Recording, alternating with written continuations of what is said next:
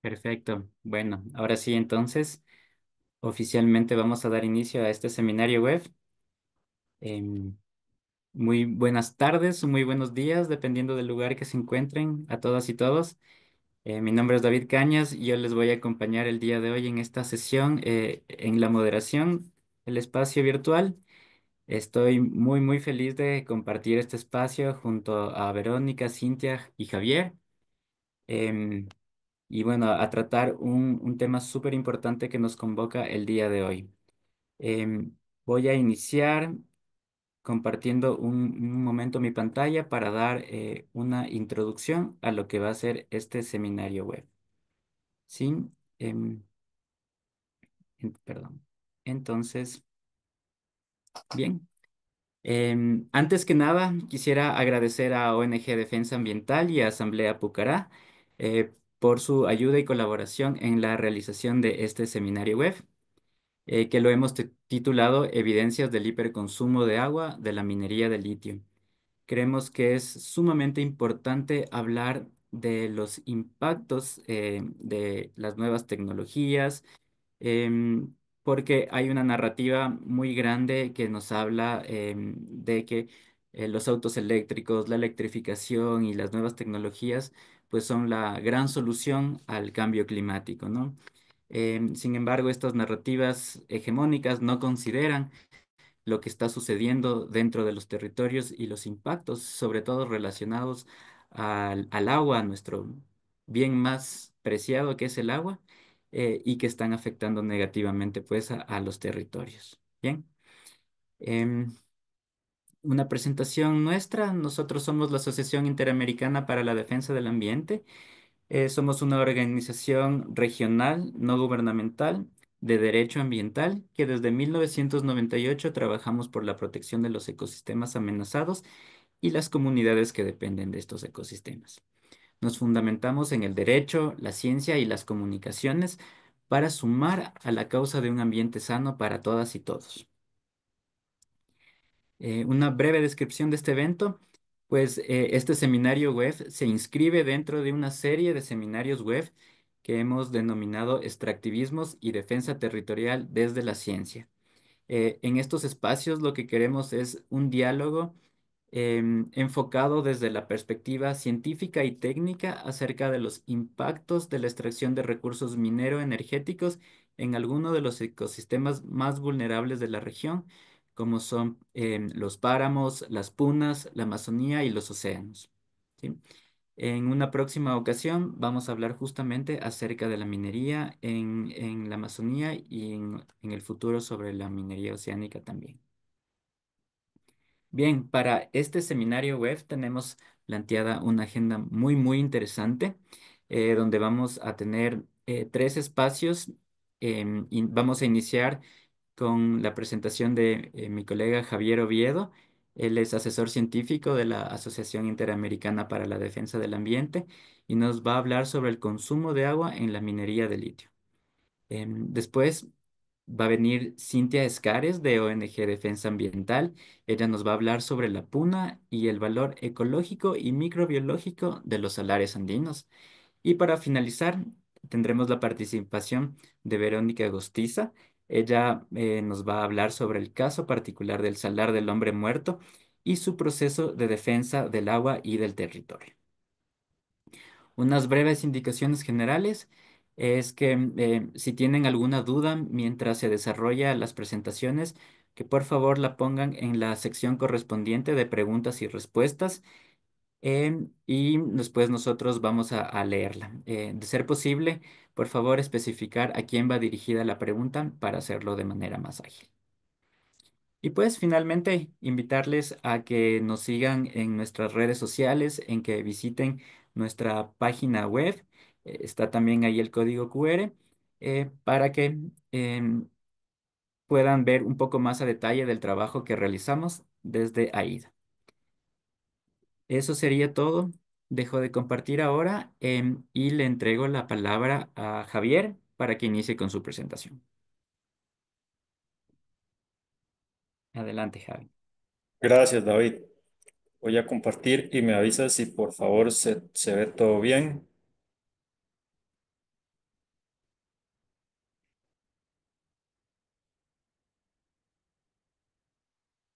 Está, ¿Se está viendo la presentación, Sí, David? se ve De bien. acuerdo. Bueno, muchas gracias. Bueno, muy buenos días, muy buenas tardes. Espero que se encuentren muy bien. Como ya lo mencionaba David, el tema de la transición energética es algo que está muy en boga y que es una necesidad para el planeta. Sin embargo, ciertos actores, especialmente del norte global, han definido al litio como un mineral crítico para la transición energética y esto ha desencadenado que esta industria crezca muchísimo más rápido de lo que lo venía haciendo en años anteriores.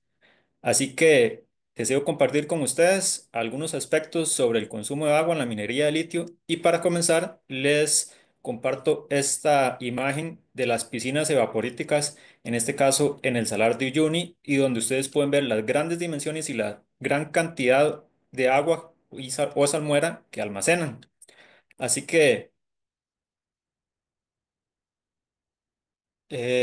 dado que el tiempo es limitado y Cintia y Verónica tienen un par de casos muy específicos y que es sumamente relevante que ustedes escuchen y aprendan de ellos, yo voy a limitar esta presentación introductoria a tres temas claves que quiero que se lleven. Entonces, el primero es la relación sobre salmuera y agua. Un segundo punto es hablar sobre las interacciones del agua y especialmente en estos ecosistemas tan frágiles como son los salares. Y el último punto es sobre compartir con ustedes algunos datos sobre el consumo del recurso hídrico de la minería de litio, especialmente en América Latina.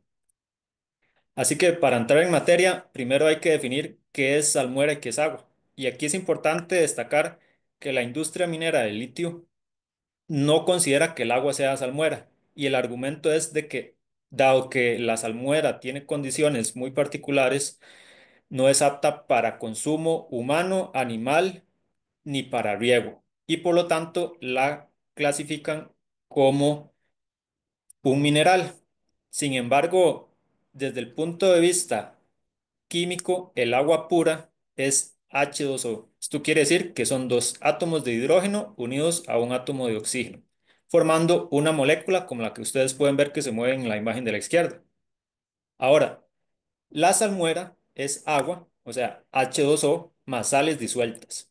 Esto quiere decir, en términos coloquiales, sales que están flotando en una matriz de agua. Y a raíz de esto, estos científicos que se muestran ahí, se preguntaron y publicaron un artículo que se titula así, ¿Es la salmuera de litio agua? Y entre lo que encontraron fue que las características físico-químicas, o mejor dicho, termodinámicas de la salmuera y el agua son muy similares. Esto a través de analizar la longitud y los ángulos que forman los enlaces de hidrógeno con el oxígeno, la cantidad de enlaces entre el hidrógeno y el oxígeno, la entropía y otras características más, pudieron darles toda la información para concluir que la salmuera sigue siendo agua porque las características son prácticamente las mismas. Y esto claramente contradice el argumento de la industria minera. Ahora, cambiando un poco de tema. Desde la escuela nos enseñan sobre el ciclo del agua y cómo el agua cambia de estado dependiendo de dónde la encontremos. Sin embargo, en este diagrama, ustedes pueden ver que este ciclo o este sistema es mucho más complejo, porque no solamente cómo cambia de estado el agua, sino también cómo interactúa con el medio natural y cómo también es aprovechada por el ser humano. Y a su vez, cómo los distintos ambientes están relacionados unos con otros. Además de esto, esta imagen del Servicio Geológico de los Estados Unidos me gusta muchísimo porque incluye lo que son las cuencas endorreicas o cuencas cerradas, donde están los lagos de agua salada, o mejor dicho, los salares. Entonces, enfocándonos propiamente en los salares, este diagrama que me encontré muestra cómo se llega y se instala la industria minera. Y hay un par de aspectos que quiero compartir con ustedes.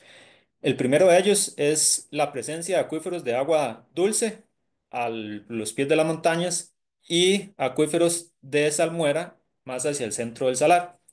Estos acuíferos están unidos o conectados por una interfaz o una cuña salina y están en equilibrio.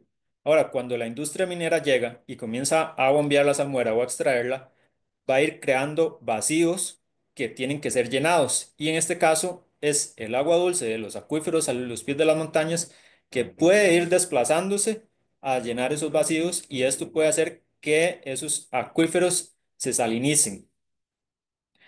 Otro aspecto importante es que la industria minera también utiliza o consume agua dulce de los acuíferos o de las fuentes superficiales para los procesos industriales. Y en el caso de los acuíferos, esto puede llevar a una posible sobreexplotación de esos acuíferos. Y de esos acuíferos es de donde las comunidades locales que viven en estas zonas extraen el agua para sus necesidades cotidianas. Finalmente, nada más detallar algunos aspectos ecológicos para que también lo tengan en cuenta para las presentaciones siguientes, y es que en estas lagunas salinas tienen características y condiciones muy particulares, muy específicas, que ante cualquier posible cambio pueden conllevar que la vida animal o vegetal que prospera en esta zona sea impactada negativamente. Y para ir concluyendo, nada más compartir con ustedes algunos datos sobre el consumo del recurso hídrico. Y aquí hago hincapié sobre el consumo del recurso, de por qué el recurso hídrico y no el agua. Y como les dije, la industria minera, como les dije al inicio, la industria minera no considera que la salmuera sea agua. Entonces, para hablar más apropiadamente, incluir de todas maneras la salmuera y agua, aunque ya vimos que termina siendo lo mismo, podríamos hablar sobre el recurso hídrico. Y en este caso, la industria minera hace un uso consultivo del recurso. Esto quiere decir que el agua que se extrae no se devuelve al medio. Y ya sea porque se consume totalmente, porque cambia sus características y no se puede devolver, o porque simplemente se pierde. Así que en este gráfico de la derecha les muestro a ustedes algunos datos sobre rangos de cuánto utiliza la industria minera de litio, específicamente en los salares según una recopilación de datos que hicieron estos autores de acá, en que se encuentran en ese artículo, que los invito a consultarlos, y que viene de múltiples artículos científicos y otras fuentes de información que han analizado cuánta agua consume o que han analizado reportes propiamente de las industrias o de los proyectos, y a partir de eso elaboraron una tabla con esos datos. Así que en el caso de la salmuera, tenemos que tiene un consumo que va desde casi 100 metros cúbicos hasta casi 800 metros cúbicos para producir tan solo una tonelada de litio, ya sea de carbonato de litio o hidróxido de litio. Mientras que en el caso del agua dulce, utiliza desde 15 metros cúbicos hasta casi 300 metros cúbicos. Imagínense la cantidad de agua que son 300 metros cúbicos. Y en esta columna de la derecha también les muestro lo que es el agua que se pierde por evaporación en esas piscinas evaporíticas que les mostraba en la diapositiva inicial. Y tiene una cantidad alarmante que puede llegar a ser hasta de 1000 metros cúbicos de agua que se evapora y se pierde por cada tonelada de litio que se produce. Ahora, esos datos pues son un poco complejos de digerir, y para eso entonces les muestro esta analogía preparada por el profesor Emilio Bonell, y en donde menciona que las pérdidas por evaporación pueden llegar a ser hasta 50.000 metros cúbicos diarios, lo que implica que en un año se puede llegar a perder hasta 18,4 millones de metros cúbicos de agua por evaporación tan solo. Ahora, si analizamos la cantidad de personas que viven en la ciudad de Antofagasta, que es una ciudad en Chile que se encuentra 200 kilómetros al oeste del Salar de Atacama, podemos ver que tiene un consumo promedio de 140 litros por persona por día, y que en total eso equivale a 8,5 millones de metros cúbicos al año, que se consume por toda la población de Antofagasta. Entonces, cada uno de esos vasos de agua que ustedes ven es una persona en la ciudad de Antofagasta. Y esto, si lo comparamos con las pérdidas por evaporación, podemos decir que Total, lo que se pierde por evaporación equivale al consumo total de toda la población de Antofagasta durante prácticamente 2 años. Ya para concluir, nada más invitarlos a consultar esta información preparada por el equipo de AIDA y eso es un story map sobre el salar del hombre muerto y cómo el consumo del recurso hídrico ha afectado negativamente este salar. Así que ahí les compartiremos en el chat el link, si no igual lo pueden apuntar o pueden escanear el código QR. Ya con esto concluyo, les agradezco, les dejo mi información de contacto por si desean contactarme y quedo abierto a cualquier consulta que surja. Gracias. Muchísimas gracias, Javier. Excelente presentación y sin duda son alarmantes estos datos de consumo excesivo, de hiperconsumo de agua, pues de la industria del litio. Em, Sin más, pues, y en honor al tiempo, le doy paso a Cintia, pues, para que ella nos haga su presentación. Adelante, Cintia.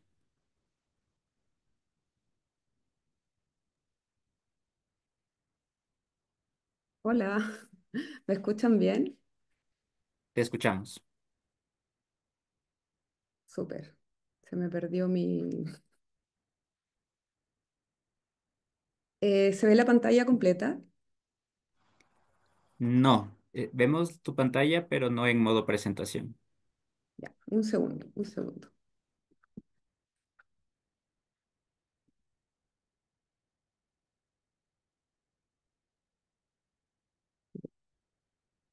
Ahora sí.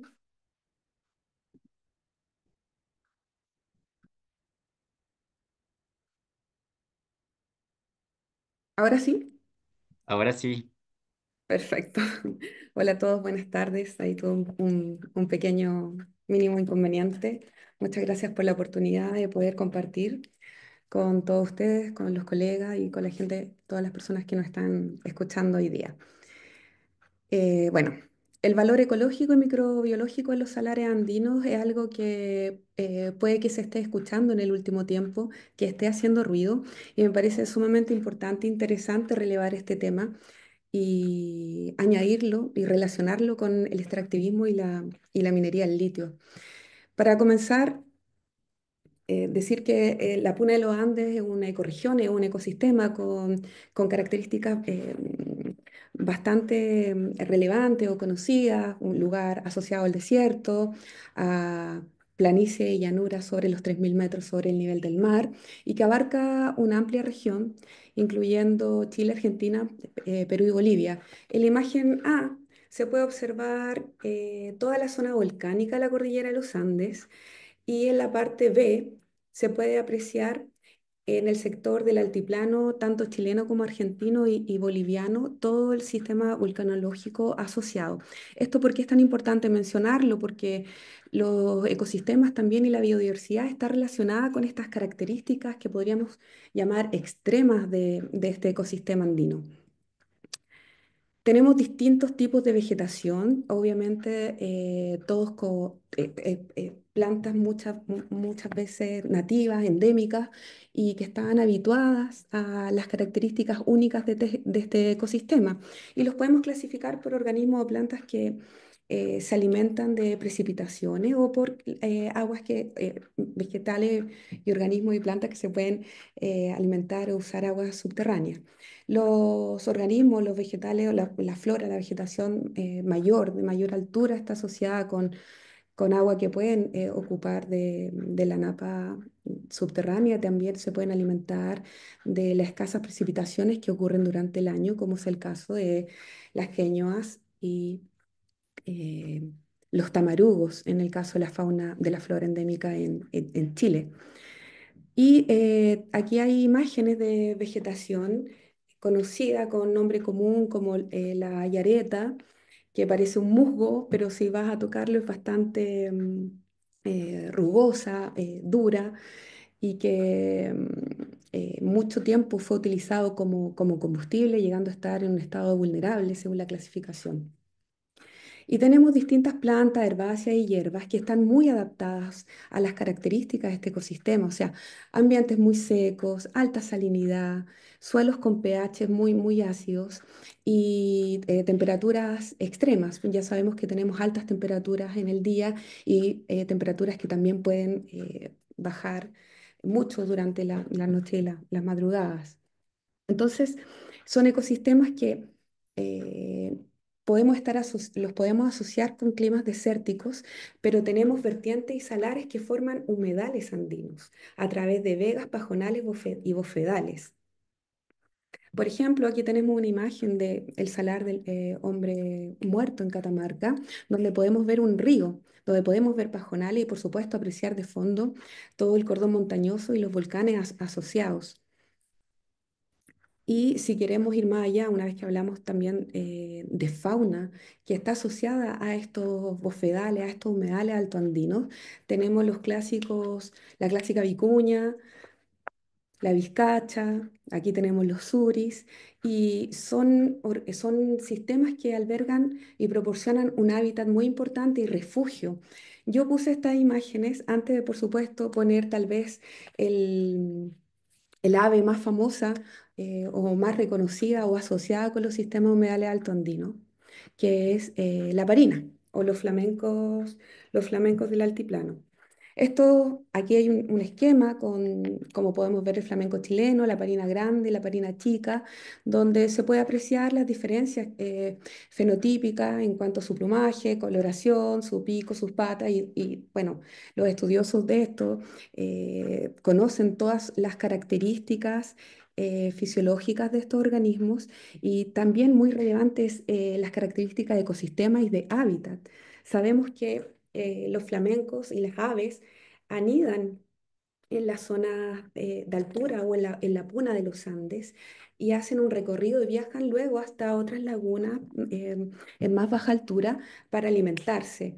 Y por eso es tan importante mencionarlos y por qué tal vez se han hecho tan famosos, es porque entendemos que son organismos muy delicados, pero no solo los flamencos son organismos, aves muy delicadas, el sistema y la capacidad del sistema, eh, aparte, además de ser muy diversa, y de un hábitat y de una diversidad muy rica, están constantemente expuestos naturalmente a una escasez hídrica. Ni siquiera estamos hablando, o sea, sacando el concepto general del cambio climático o las presiones como la minería del litio y la minería del agua, ya por sí viven en un ambiente que para otros organismos podría parecer hostil o dificultoso.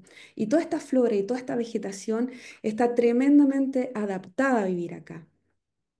Entonces, son delicados en su ecosistema y cualquier cambio en él podría afectar a todo su ecosistema.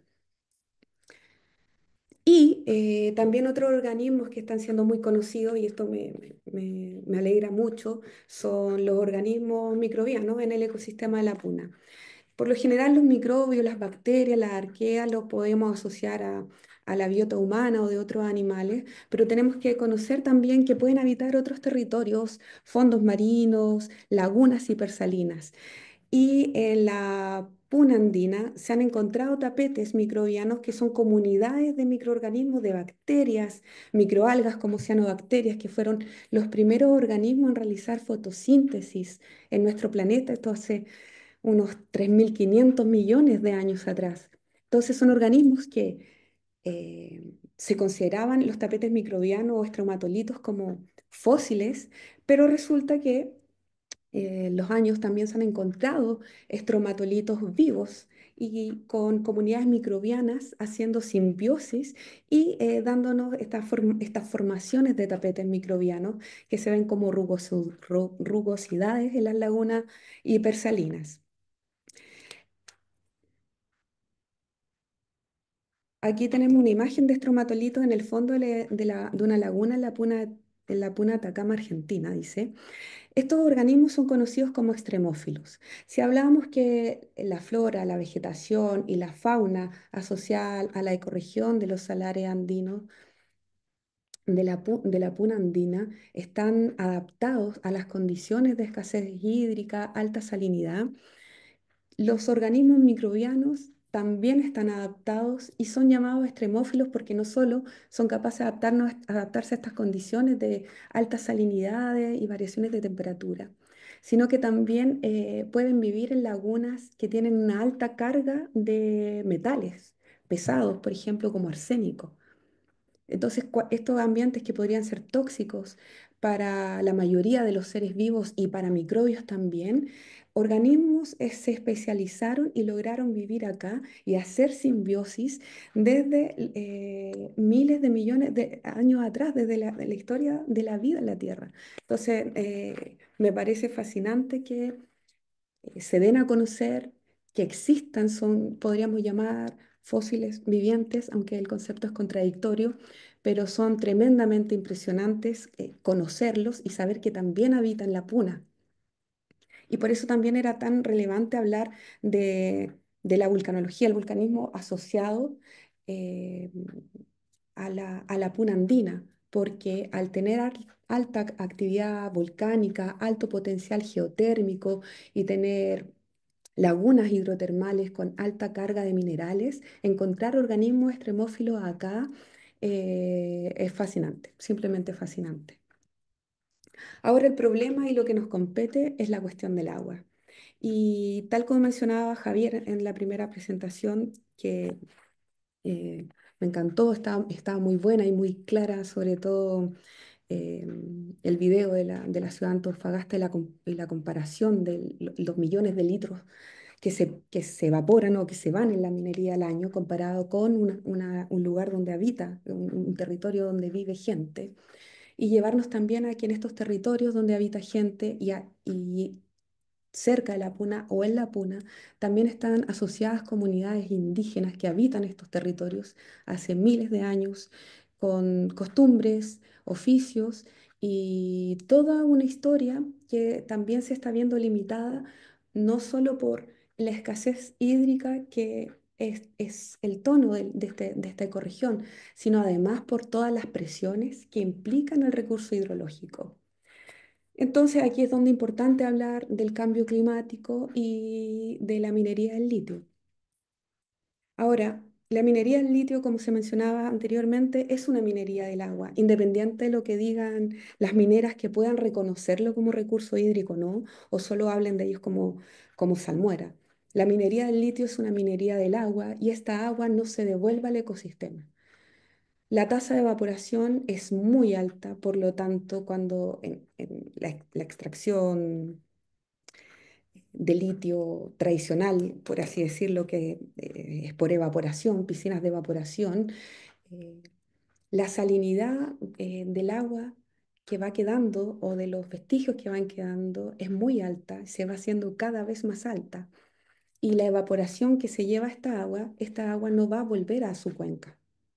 Recordemos también que los salares de la puna andina son cuencas endorreicas y que tienen aguas que pueden ir desde los 60 años hasta miles de años, aguas muy antiguas o paleoaguas. Entonces el recurso hídrico, aparte de por sí mismo ser sumamente relevante para la vida, para la biodiversidad, también es un recurso patrimonial con agua y con características únicas en el mundo.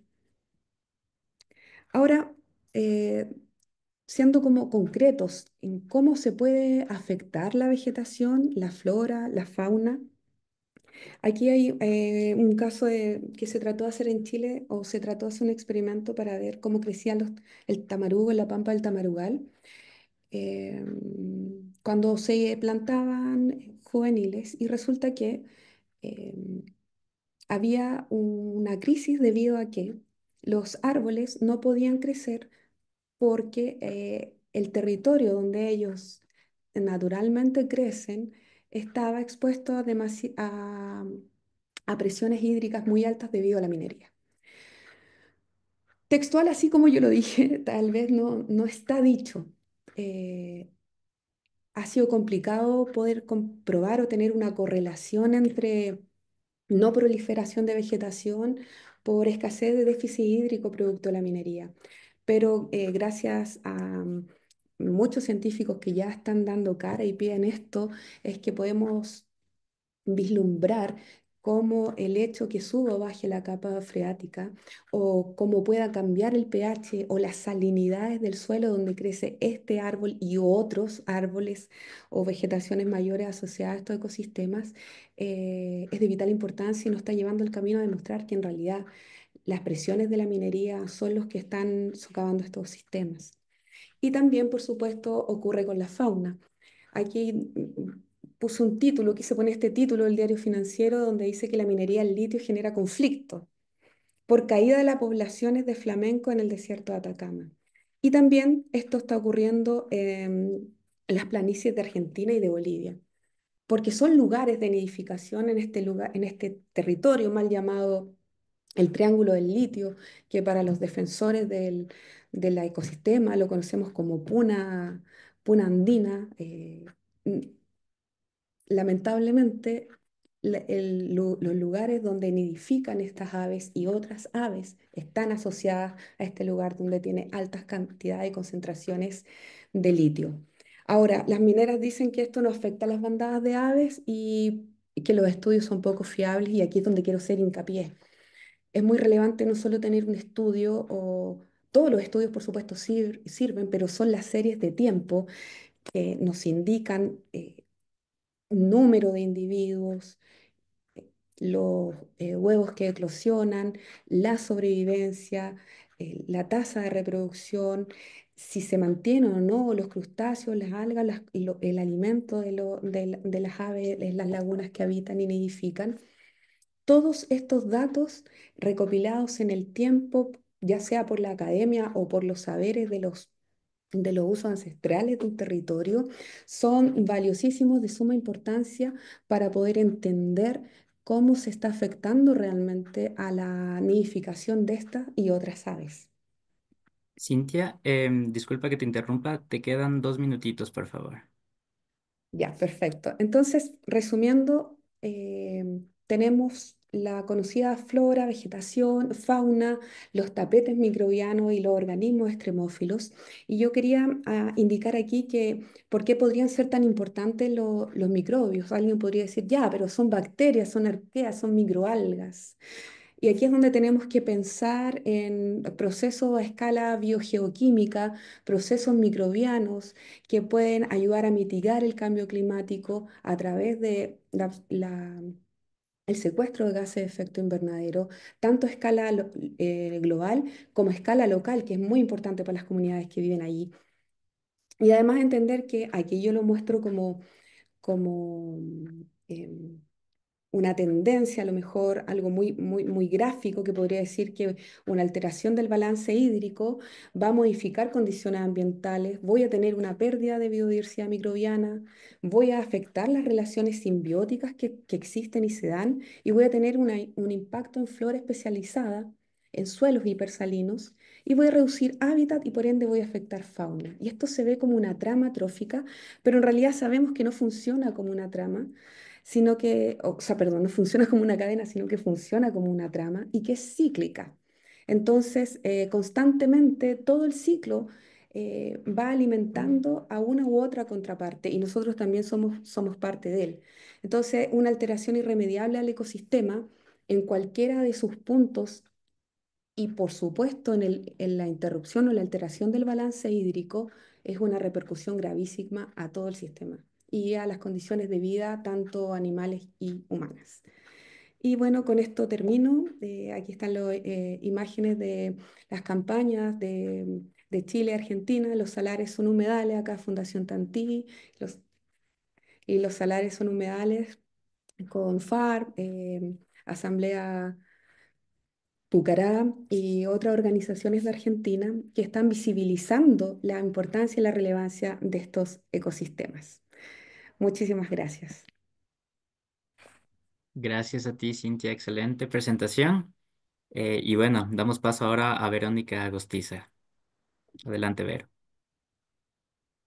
Hola David, a Cintia, Javi, a todos. Muchas gracias en primer lugar por la invitación, por este espacio. ¿Se escucha bien? ¿Sonido? Se escucha perfecto. Bárbaro. Bueno, voy a compartir también pantalla.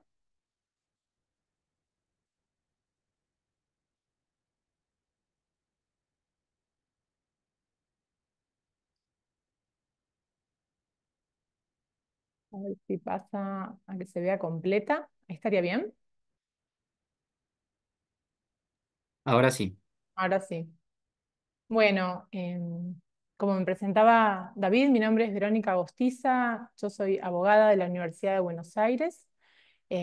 Hace varios años que vivo en la provincia de Catamarca, en Argentina, y también hace varios años que acompaño a la comunidad indígena atacameños del Altiplano, que son quienes habitan ancestralmente este territorio, que es el Salar del Hombre Muerto, y que tiene que ver con el caso que ya fue nombrado por compañeros por ser esto, por ser el mal ejemplo de la región. Muchas de las cuestiones que ya fueron nombradas como preocupaciones o posibles daños, bueno, aquí es donde lamentablemente tenemos la experiencia y la evidencia de qué implica un territorio con minería de litio desde el año 1997.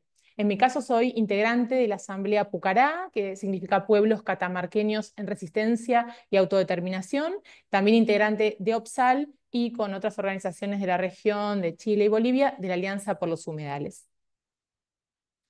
En primer lugar, bueno, vamos a tener muy fresca la información que nos acaban de brindar de manera muy clara, ¿no? Javier y Cintia, a partir también con eso, y partiendo de eso es que, en primer lugar, me parecía interesante pensar en este contexto, ¿no? ¿Por qué empieza a nombrarse de manera tan frecuente la minería de litio y en dónde la podemos ubicar? Que también, minería sustentable, minería limpia, muchísimos discursos en diferentes niveles, desde publicidades hasta textos, hasta, ¿no? Algo se volvió un lenguaje más conocido, la minería de litio, pero no se sabe bien qué es y qué implica. A nivel internacional, en los últimos años, se empieza a dar un reconocimiento de que hay un cambio climático y que hay una crisis climática, ¿no? El cambio como un proceso natural y la crisis como un efecto de la forma de vida, de la forma de consumo, de la forma de producción, especialmente en algunos países, por supuesto que no todos por igual, y este reconocimiento genera un movimiento internacional de buscar nuevas fuentes de energía, cómo hacemos un reemplazo, por supuesto para una agenda que no tiene que ver con las necesidades de los territorios como es Chile, como es Bolivia, como es Argentina, sino para responder a Estados Unidos, a China, a Europa, por supuesto, ¿no? Entonces lo vemos como una nueva forma de colonialismo, solo que con otras particularidades y características específicas para analizar. Y todo esto debe ser enmarcado no en una época de equilibrio ecosistémico, sino en una época de colapso, ¿no? Como varias autoras, Flavia Brofoni, autoras argentinas que vienen hablando específicamente de esto para poder aceptar en lo que estamos, ¿no?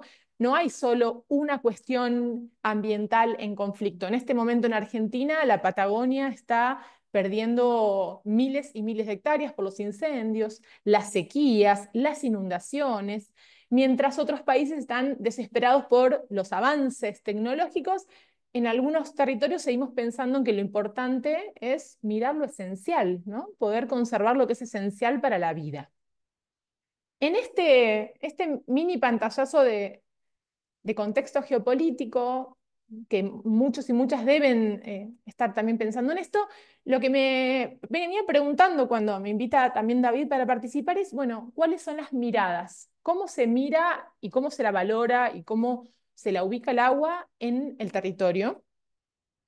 Y en estas diferentes miradas es hasta como una paradoja, porque por un lado es un territorio invisibilizado, con una decisión política de ser invisibilizado, de que no sea fomentado para actividades de turismo, de que sea conocido, de que sea de fácil acceso. Hoy en día, por ejemplo, no hay, desde la ciudad de Catamarca, que estamos aproximadamente a unos 600 kilómetros 700 kilómetros del Salar, no tenemos un transporte para llegar, ¿no?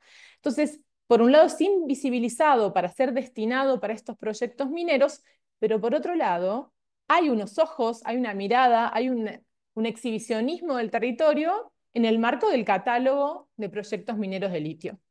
Entonces, el conflicto que se genera entre la mirada y el vínculo con el agua en el territorio es lo que brevemente vamos a tratar de visibilizar en este momento.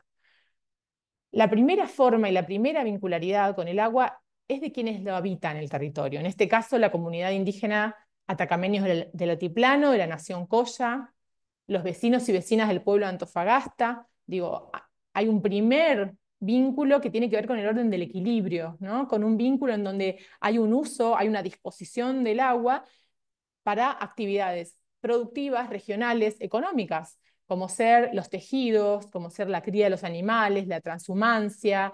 Y esta forma de vincularidad lo que genera es esto, es un vínculo, ¿no?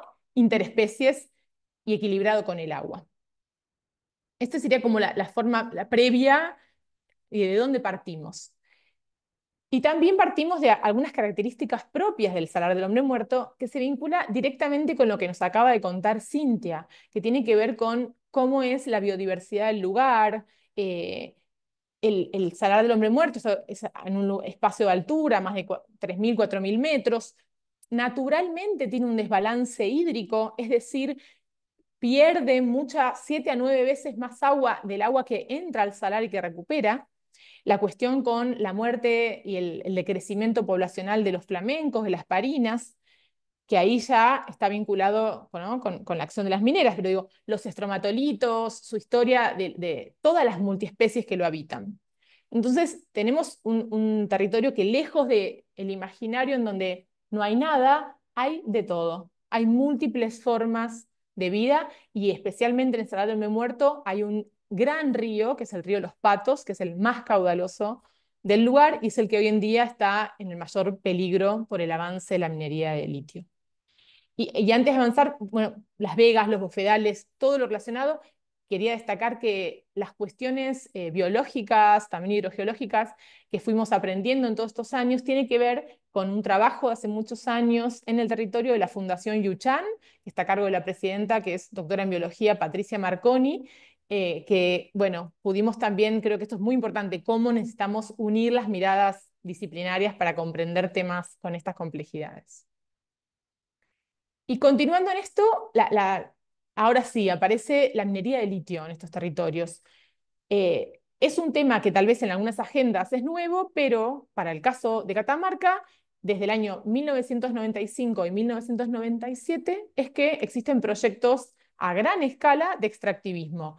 Del 95, un proyecto de metales, ¿no?, minería metalífera, el proyecto de Lumbrera, y en el año 1997 empieza a extraer el litio a través del proyecto Fénix, que fue pasando por diferentes empresas, Minera de Altiplano, hoy en día Arcadium, comprada por Río Tinto, pero digo, lo que hay en común es que son siempre empresas transnacionales, nunca tiene que ver con un vínculo con algún tipo de industria nacional, digo, es un elemento también para considerar, y empiezan a verse los efectos de lo que implica este método de extracción de litio, en este caso en salmueras. Hay varios métodos para la extracción de litio, en este caso el que hablamos es el litio en salmuera. Teniendo en cuenta algo fundamental que dijo Javier, la salmuera es agua con mucho contenido de sal, no es un mineral, no es otra cosa, es agua, solo que no se lo nombra de esa manera y eso trae consecuencias al momento de pensar qué implica la minería de litio en un territorio. Por un lado, este desbalance como hídrico natural se ve agudizado porque en todo el proceso de minería de litio, en cada etapa, en un método ya sea evaporítico, que son esas piletas que también nos mostraba Javier en la primera imagen, o ya sea un método de extracción directa, que ahora lo quieren plantear como si fuese un método novedoso. No es novedoso, en Catamarca ya se lo hace muchísimos años y trajo daño ambiental, como vamos a ver a continuación. Y hay un sobreconsumo absoluto de agua, superficiales y subterráneas. Y relacionado con el agua, la minería de litio también trae cuestiones de desecamiento, de contaminación, y por todos estos motivos es que la entendemos como una minería de agua. Cuando hablamos, y vamos a pasar a desecamiento, no pensamos en un imaginario futuro, pensamos en algo que ya ha sucedido en el Salar del Hombre Muerto, desde el año 2000, a solo 3 años de haber empezado con el proceso de extracción de litio, se genera un daño ambiental irreversible, calificado de esta manera por el propio organismo administrativo de control, el Ministerio de Minería, en la Vega Trapiche, aproximadamente 4 kilómetros de desecamiento de esa vega, una vega que por supuesto tenía vegetación, que había una vida alrededor con relación a la familia que habita, que ahí se ve en la segunda foto, bueno, la casa, había más de 300 animales, que perdieron todo su ganado, eh, con lo cual es clave para las demás regiones donde se están discutiendo la instalación de nuevos proyectos este antecedente, que es un antecedente que lamentablemente está vigente hasta el día de hoy. En el año eh, 2020, si no me equivoco, no me acuerdo exacto, empieza una especie de proyecto de restauración, que ahí lo pueden ver en la imagen, que es una especie de cerco de pocos metros donde lo estaban regando. Y esto juro que es literal. Hay una fundación, Ecoconciencia, junto al gobierno de Catamarca, que empiezan este proyecto que por supuesto no ha generado ningún tipo de restauración, no estaba correcto en los parámetros biológicos para, no se puede introducir una especie de otro lado en cualquier lugar, digo, tampoco era realmente serio en términos biológicos y solo fue una forma de querer tapar un conflicto que sigue vigente hasta el día de hoy. Sin embargo, la Vega Seca desde el año 2000 no detuvo la cuestión del extractivismo minero de litio en la región y esto siguió avanzando con los años. Y hay un aspecto más relacionado con el agua y con lo que trae que tiene que ver con la contaminación y que esto no se lo habla demasiado y es con las aguas residuales. Desde el momento en que se extrae, empieza la extracción, empieza toda la cadena de extracción del litio, se utiliza agua dulce en todo el proceso, además del agua salada. En la parte final, luego de la etapa de procesamiento, que se utilizan varios químicos, llegamos a esta etapa final. Piletas ecualizadoras, que sería ese cuadrado que se ve en la imagen, que intentan restaurar el equilibrio del agua, pero agua que ya pasó por químicos, y que luego son volcados a una laguna natural, que es la laguna Catal. Hoy en día, a raíz de una fusión, digamos que hubo en Catamarca de dos proyectos mineros que los compró una sola empresa, Proyecto Fénix y Sal de Vida, ambas van a empezar a dejar todos los residuos en la misma laguna. Todo este tema, no hay información pública, no se conoce el estado de esa laguna, lo tienen identificado como propiedad minera, con lo cual no podemos ingresar libremente sino a través de una orden judicial. Entonces, el aspecto de ¿qué está pasando con las aguas residuales luego de un proceso de extracción de litio? Es algo que no se lo está abordando seriamente y se lo desconoce a nivel social. Otras miradas en relación al Salar de Uyuni Muerto, unas miradas ya no territoriales, ya no nacionales, sino internacionales, eh, relacionadas, por un lado, básicamente como tres aspectos. El financiamiento internacional, como en los últimos años, tanto el BID Invest como el IFC, que sería la parte privada del Banco Mundial, están destinando créditos y préstamos a los grandes proyectos, Sal de Vida, Fénix, para fomentar y aumentar los volúmenes de extracción de litio en Catamarca. Ante esto, por supuesto, oposiciones de la comunidad, de las organizaciones ambientales, tenemos un trabajo compartido que también podemos difundir el link, por supuesto, con FAR y con Yuchan y Vic, analizando el por qué no deberían darle el crédito al proyecto Sal de Vida, qué riesgos ambientales y relacionados a la comunidad hay.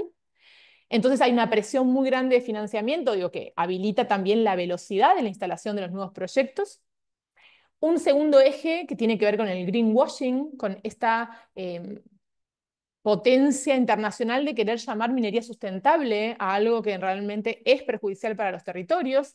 Entonces, a través de algunas agencias, como puede ser IRMA, que es una agencia que intenta establecer parámetros de minería responsable, aunque bueno, eso es como una contradicción en sí mismo, intentó hacer un proceso de este estilo con la empresa Livent, o sea, Proyecto Fénix, al cual la comunidad se opuso directamente. Hay también una publicación sobre eso en español y en inglés, ya que es una contradicción hablar de minería sustentable cuando el mismo proyecto sigue teniendo una vega disecada al lado y nada ha hecho sobre eso. Y un tercer eje, que esto es medio reciente, es cómo se mira el agua en una provincia en donde hay escasez, en donde hay mala distribución. Y lamentablemente, la semana pasada nos enteramos que está avanzando lo que ellos llaman un plan maestro sobre los recursos hídricos, promovido por la empresa Mekorot, una empresa israelí que, bueno, ha sido denunciada ante la ONU por el manejo que ha tenido en territorios en Palestina. Con lo cual, nos volvemos a preguntar por qué la gestión y la discusión sobre el agua en el territorio va a estar en manos de una empresa extranjera que además viene denunciada ante la ONU por la violación del derecho al agua específicamente en Palestina. También el contexto internacional. Ni hablar, por supuesto, de todo lo que implica la electromovilidad, la presión ¿no? de las empresas, Tesla, y la idea de un futuro hipertecnológico que, bueno, será solamente para algunos. Yo nunca vi un auto eléctrico, no sé ni cómo son, pero también la movilidad eléctrica, bueno, ¿para quiénes y a costa de quién? Un elemento más que tiene que ver cómo, bueno, cómo se ve al agua en nuestro territorio en Catamarca. Tenemos una ley que es del año 1973. O sea, toda la cuestión normativa de los últimos 50 años no está incluida porque es una ley que establece que quien está a cargo de la provincia en el rol de gobernador, gobernadora, o sea, el poder ejecutivo, firma un decreto y entrega el agua a quien lo requiera. De esta manera, y puede ser por 40 años. O sea, no se establece un mecanismo de informes de impacto ambiental y un proceso para la evaluación del otorgamiento de agua dulce. Para que nos demos una idea, una empresa para un proyecto en un solo pozo estaba solicitando 650.000 litros de agua por hora. Si eso lo multiplicamos por pozos, más o menos 9 por empresa, lo multiplicamos por proyectos y le sumamos la salmuera, que es lo que no suman, podríamos recién ahí tener una métrica y una dimensión del absoluto sobreconsumo de agua que implica la minería de litio. Y a esta legislación rancia, le diremos, tenemos otra trampa, que es el doble trámite. ¿Qué es lo que hacen, al menos el gobierno de Catamarca, y creo que puede aplicar la región? Tener dos trámites. Entonces la empresa solicita el agua dulce en un organismo y luego solicita la salmuera, el litio en otro. Con lo cual no se cruzan estos datos y no se hace una evaluación integral de los daños, ni integral ni acumulativa, que es lo que vamos a ver a continuación. A raíz del año 2018, con el mal llamado boom del litio, empieza a expandirse no solo el proyecto original, que es el proyecto Fénix, que opera desde el 97, sino empiezan a multiplicarse las empresas transnacionales que intentan instalarse en el Salar del Hombre Muerto. Por un lado, sin ningún tipo de descaro, la empresa Livent se presenta ante el Ministerio de Minería diciendo, bueno, necesito nueva fuente de agua al haber disecado la vega del Trapiche. Con lo cual construye un acueducto, un gran caño de más o menos 30 kilómetros, para empezar a extraer agua de un nuevo río, que es el río Los Patos. Como les nombraba, es el río más caudaloso del Salar. Esta es la imagen que lamentablemente tenemos hoy. Esta es la proyección, los pedidos que hay hoy en día en el Salar del Hombre Muerto, que también después lo podemos enviar el mapa. Es un mapa que fue confeccionado junto a la Fundación Yuchan, en donde están identificados todos los pedimentos de la totalidad de empresas que hay hoy en día, como podrán ver, todas transnacionales, casi superponiéndose en el territorio, digo, ese es el nivel, alrededor de 13 proyectos, y estamos empezando este año 2025 sin que exista una evaluación del impacto acumulativo e integral de todos esos proyectos. De la información también extraída para que se observe, ahí está, se había, perdón, detenido creo la grabación. La cantidad de pedidos de agua dulce solo de un mismo río, ¿no? Galaxy, para los proyectos de todos en Salar del Hombre Muerto, todos en la cuenca del río Los Patos y sin ningún tipo de evaluación del impacto acumulativo. Me acuerdo cuando Patricia Marconi, los primeros días que la conozco, me dice, bueno, imagínate un mate. ¿Qué pasa si ponemos 8 bombillas a la vez? Desde algo tan básico para entenderlo a algo tan grave si se materializa. A raíz de toda esta información que empieza a llegar en el 2018 y varios movimientos, desde el año 2019 empieza a darse varias acciones de la comunidad atacameños del Altiplano, de los habitantes, vecinos y vecinas del pueblo de Antofagasta, tanto acciones territoriales, de información, de difusión, de ir a las radios, de hacer marchas, de hacer acciones directas, como también las herramientas de la justicia socioecológica, justicia hídrica que necesitamos. En este camino es que primero se realiza una presentación administrativa que ante el Ministerio de Minería, que en 3 oportunidades dijo haberla perdido y había que volver a presentarlas, una presentación con más de 300 firmas de los habitantes de Antofagasta, y luego, al no haber tenido ningún tipo de respuesta, pero esto llevó un proceso de año y medio, casi 2 años, se presenta el caso de que es un amparo en términos ambientales y también en términos de violación de la participación, el acceso a la información y la consulta previa, libre e informada, ¿no?, que establece el convenio 169 para Argentina de las comunidades originarias. Lo mismo, fue un largo proceso, lo cierto fue una gran pelea, un largo proceso, primero en la justicia federal y luego en la justicia de Catamarca, ya que se entendió que era un tema para la justicia local. La causa la encabeza quien es el cacique de la comunidad, que es Román Guitián, con el abogado Santiago Kosicki. Y en el 13 de marzo del año 2024 se obtuvo una sentencia provisoria, pero una sentencia muy importante para toda la región, porque hace lugar de manera parcial al pedido, primero que la sentencia reconoce el daño ambiental en la Vega Trapiche. Esto es fundamental. El daño de la Vega Trapiche está reconocido por sentencia y está reconocido por un video del gobernador también, con lo cual no hay duda de que eso es así. Y en esta sentencia se disponen 2 cuestiones. Por un lado, la Corte, los jueces de la Corte ordenan la realización de una evaluación de impacto ambiental acumulativa e integral, que esto es lo que se venía solicitando hace varios años. Ahora, y lo vamos a ver después, es cómo se realiza esta evaluación. Y ya con eso vamos a ir finalizando. Pero ordena la evaluación. ¿Qué ordena? Que deben considerarse varias cosas. Por un lado, el paisaje, la fauna, la flora, el clima, ¿no? El ambiente general, con participación de la comunidad.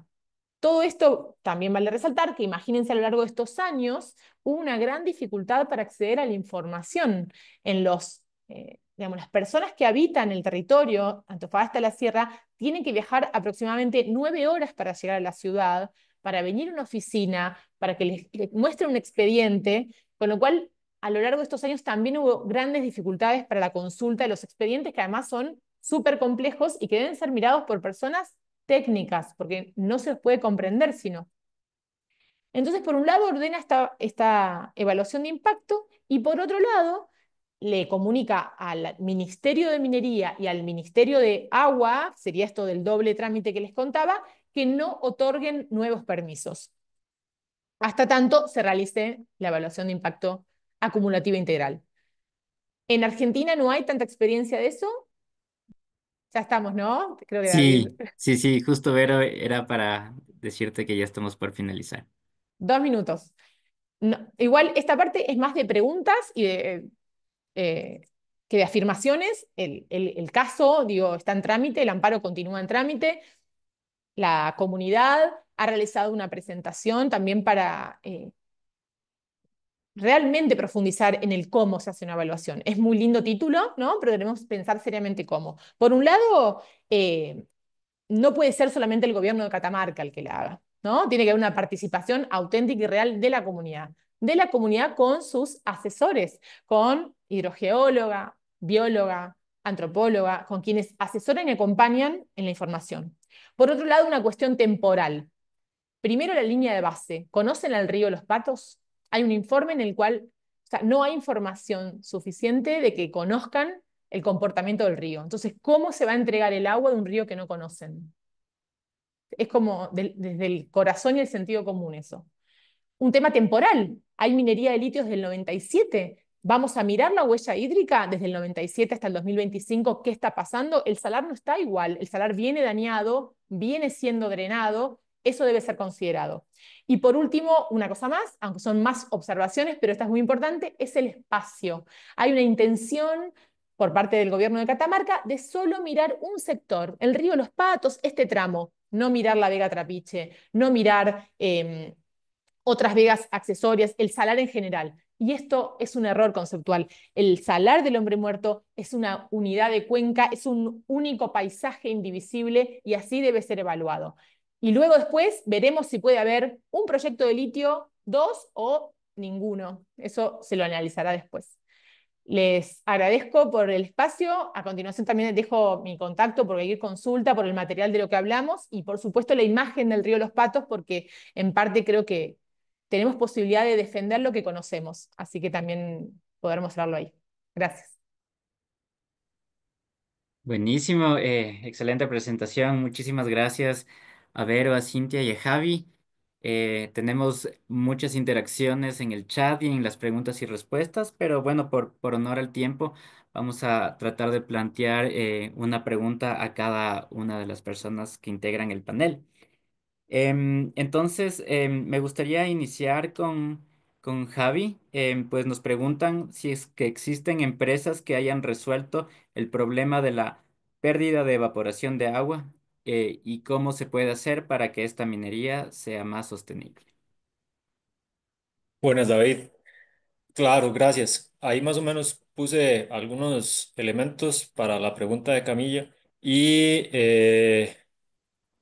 todavía no hemos visto o encontrado puntos en concreto donde se hayan realmente efectuado cambios orgánicos que hayan mejorado estas prácticas. Sin embargo, sí hemos visto que la industria está anuente a encontrar cómo hacer esas prácticas más sustentables, más sostenibles y actualmente pues están en boga el tema de la extracción directa de litio que mencionaba Verónica y que no es nada nuevo, como ella misma lo dijo, y que tiene muchas cuestiones contraproducentes todavía, pero que está en exploración. No quise adentrarme en este tema porque como les mencionaba y puse en la respuesta, realmente todavía hay muchas incertidumbres sobre realmente cuáles son esos impactos. Ya hemos visto que en el caso del salar del hombre muerto ha sido negativo realmente y eh, está todavía en exploración esas tecnologías que pues vienen desde hace mucho tiempo, pero se han estado adaptando a la minería de litio. Así que realmente no hemos visto como cambios que sean efectivos, pero sí se han ido haciendo poco a poco. Gracias, Javi. Para Cintia, una consulta. ¿Qué implicaciones tiene para la vegetación, la fauna y la microbiología de los salares andinos la expansión e intensificación de la minería de litio?